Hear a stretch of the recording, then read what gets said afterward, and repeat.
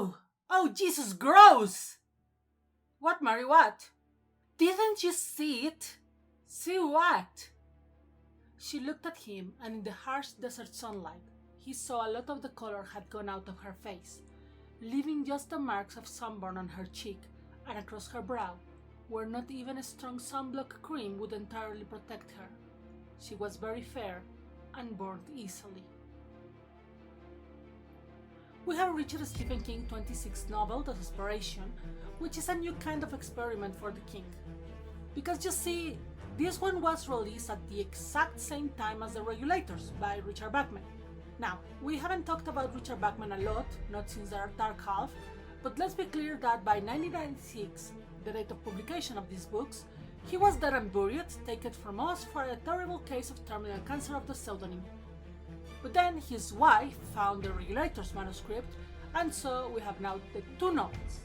They have the same set of character names, but are two completely different stories with completely different messages, but the same villain. It's complicated.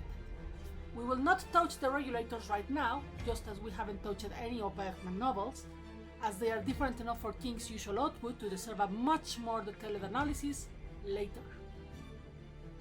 For now, Desperation is a very classic King's story, with a large cast of characters, a little town that we get to see after the evil has destroyed it completely, and one of the most sadistic creatures of the Tower universe, the evil, baseless Tak. I'm AdalisaZ, and before we all lose our nerves, let's go down the desert highway to the little minor town of Desperation. Desperation was born during a cross-country drive King did in 1991 as he visited a small town known as Root in Nevada. Oh yeah, if you hear that little meow, that is Conidella, my new kitty. She's very beautiful. Anyway, this town is so small that in 2020 had a grand total of 37 people marked in the census and has a very interesting story by itself. One that would make King start thinking about what would happen if the sheriff of the town went insane and murdered everyone. But we are getting ahead of ourselves. Important thing about Root, Nevada is that it was a company town. That is to say, it was built by the Nevada Consolidated Copper Company for the workers of their copper mine, which was still operating in 2022, so I assume they are still at it. Of course, back when it was created, it had a lot more of inhabitants, about 2,300 before the Great Depression, and it has had its lows and downs, including losing their elementary school in 1986, so kids in town need to go to a different town to study. But besides being the inspiration for one of King's bleakest books after his rehab stint, it was also shown in Stranger Things Season 4 as part of the Nina Project. So, for a little dot in the map, it has had its 15 minutes of fame. At first glance, Desperation is a complete return to what constant readers are expecting to read from King, at least when it comes to small towns in the middle of nowhere. Here, we don't get to know anything about the inhabitants of Desperation, their lives, dreams, and how they ended up dying at the hands of some unspeakable evil. But we do get to know our cast of characters very, very well, and grieve as each one of them is killed as the narrative advances without any mercy. Let's put a pin on that right now. The lack of mercy of the narrative. I have mentioned before that King can be a very cruel narrator, in particular with books like Cujo or Pet Sematary, when he warns us that things are going to get terribly worse before they do, and it seems that he delights on letting us know that. By the time of Desperation, he had mellowed a bit, and by the time of The Dark Tower 7, he even warned us not to keep reading past a certain point if we want to keep a happy ending. Desperation, however, is a very clear example of how, once the story gets going, nothing is going to stop it from happening. Which is why it's so interesting that, for the first time in King books, we have an actual presence of the good, who is active against evil and sending someone to stop said evil. Only, this is a horror book, so the road of the chosen one is not what you would expect. Let's talk about the plot of Desperation. Peter and Mary Jackson are driving back to their home in the East Coast after visiting Peter's younger sister in California. As the pair are driving at Highway 50 through Nevada in what is called the loneliest place on earth, they are pulled over and arrested by a very strange cop, huge and dominating, who introduces himself as Collie Etrigan. They are arrested over a bag of pot which was hidden, they think, by Peter's sister, but it really doesn't matter. He takes them to the town of Desperation and kills Peter as they arrive to the local jail. That's where Mary realizes that the town is deserted, as Etrigan has killed everyone except for a few prisoners he keeps in jail. Those prisoners are the Carvers, a family of 3, 4 originally, but their youngest daughter had been killed by Etrigan just as he killed Peter. Johnny Mainville, a once famous writer who was in a cross-country motorcycle trip in order to find a new idea for a book, and Tom Billingsley, the lone town survivor and veterinarian, who can tell them a bit about how Etrigan just killed everyone, but also seemed to have changed by some strange way, becoming taller and bigger and sicker. And as Etrigan, who is looking worse for the weird at every moment, takes Ellen Carver, the mother of the Carver family, with him, David Carver, their son, who is only 13 years old, and I want to make that really clear, finds a way to escape and free everyone. The thing is, he claims that it's God the one who's leading his actions, as God really needs them to get rid of the evil in Desperation, a supernatural and antient spirit that is only known as Tak. Here I have to make a small pause to talk a little bit more about Tak. Now, to the general public, that is not an important name, not compared to the other Overlook, Carrie, or everybody's favorite clown, Pennywise. But he made a great impression on some constant readers, including me, for many reasons. Unlike other Monsters of King's story, we don't really know how Tak looks like, because his real body is in another dimension and never shown. But we know that whatever it is very powerful, since its energy can't be held by anyone for long. The first time we meet it is inside the body of Collie Etrigan, a body which was very healthy and big, and still managed to make him burn out in about a week, while a later host, much smaller, burnt out in about hours, having grown at least a head in size before that. And just so you can imagine how big Collie Etrigan was originally, in the not so good made-for-TV movie adaptation of Desperation, he's portrayed by Ron Perlman.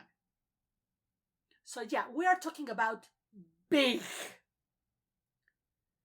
Tak can also control other humans thanks to little stone animals that he calls the Kanta, while he, inside a host, is Kantak, which also seem to corrupt anyone who is in contact with them, even if Tak itself didn't try to control them at the moment. And while Tak has never been mentioned by name in any other King's books at the time, it speaks the language of the dead, which is also spoken by the Little Sisters of the short story The Little Sisters of Eluria, which is part of the Dark Tower series, and this connects him to the Crimson King's court, although he is not one of his agents. Tak is a free chaos agent as far as we know. That alone makes Tak interesting. He is not part of the huge group of villains that has been serving the side of evil for this long. But what makes him really interesting is that not only Tak is quite aware of the existence of God, as in the Christian God, but also he is the one evil thing that God can't stand to let go free in the world. The one creature that needs his most direct interaction in order to be stopped. That is right. Where God, or whoever who controlled the little bald doctors back in Insomnia, was fine with Randall Flagg almost destroying the earth, with Greg Stilson doing the same, with Pennywise eating children every 30 years or so, with every single evil thing that we have seen happening in every King's book so far, he couldn't tolerate the idea of any part of Tak being free in our world. He calls it an aberration unto God. Now, In all the novels that we have seen so far, there has always been the implication that the powers of the white, the side where we assume God would be, do care a bit and let people choose if they fight evil or not, nudging them to the right direction. This is the clearest in Insomnia, where the little bald doctors make sure that both Ralph and Lois were able to see the damage that Atropos was doing and had the tools to stop him, even if neither was really active nor very helpful. In other cases, the turtle cannot help you, so you have to do it by yourself.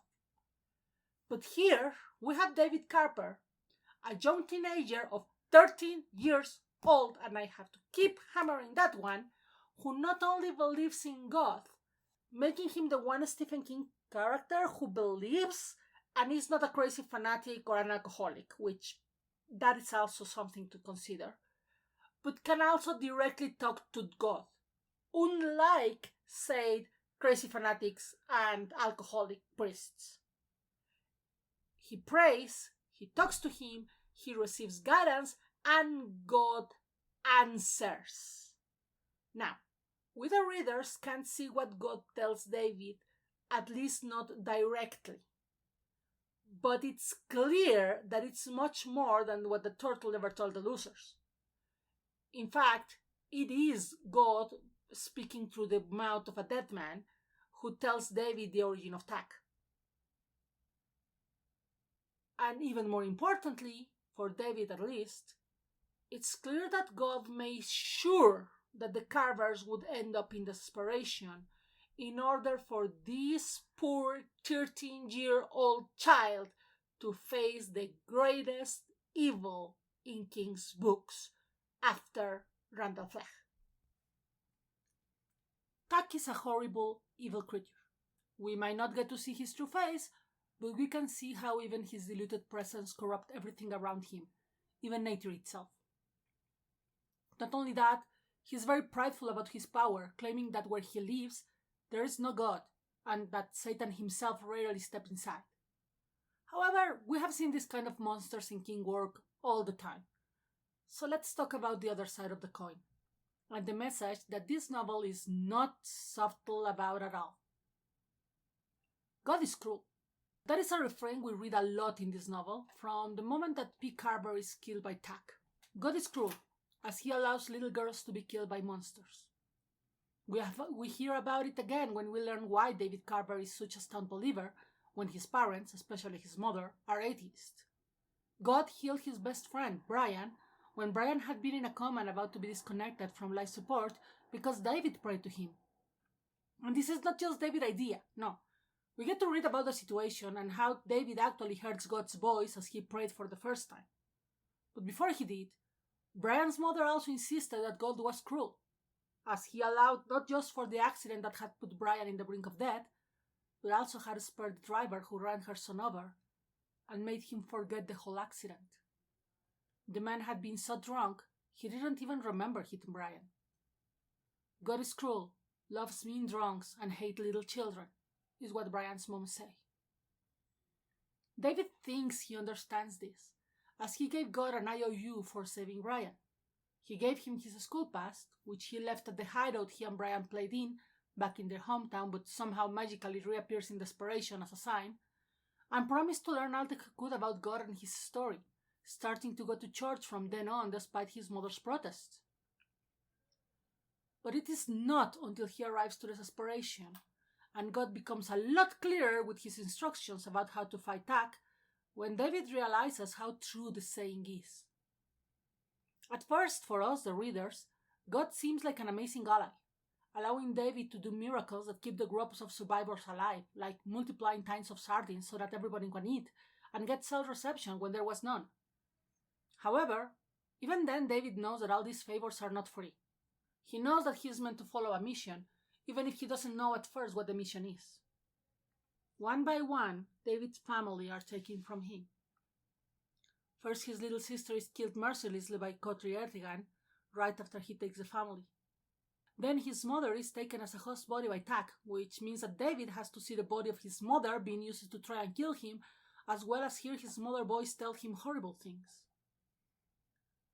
And if that wasn't enough, right as David come close to fulfill the mission God gave him, destroying Tak, his father is also killed by the creature. By this time, David is ready to sacrifice himself, to eliminate Tak from the world, sure that that is the mission, sure that that is why God took all his family, because he's not going to have to live without them. And that is when God does the cruelest thing in the book. It is then revealed that it is not David, the child, who has to sacrifice himself to eliminate Tak from the world. It is Johnny Mainball, the writer. And if you have followed my The Stand videos, you know why this was obvious from the beginning, but I digress on that. Johnny's last words to David make the final nail on the lesson. God is cruel. And sometimes, he makes us live. One of the most interesting things about Desperation, as I mentioned before, is that David is the first openly religious character in King's World who is not a crazy fanatic or a flawed character.